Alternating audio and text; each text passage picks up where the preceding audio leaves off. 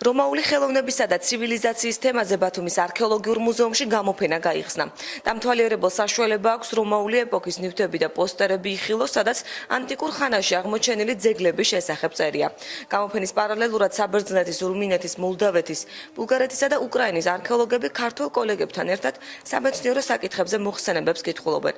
რომაული ნივთების გამოფენა არქეოლოგიურ მუზეუმში 2015 წლის ზაფხულამდე დარჩება. ჩვენ ვსწავლობთ შავიზღვისპირეთის ისტორიულ წარსულსა და კულტურულ მემკვიდრეობას. ამ პროექტში ჩართულია ახალგაზრდა თაობაც.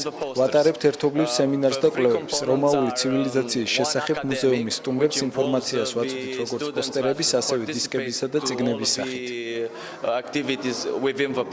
გამთვალებელები ნახავს, აქ შავიზღვისპირეთის ყველა ქვეყნის, გარდა რუსეთისა, შავიზღვისპირეთის ყველა ქვეყანაში არსებული რომაული ძეგლის, ასე ვთქვათ, ძეგლების ყველაზე მნიშვნელოვანი ძეგლების პოსტერებს, აი სადაც იქნება აღწერილი ამ ძეგლების დათარიღება და ნივთები, რომელიც აღმოჩნდა ამ ძეგლებზე.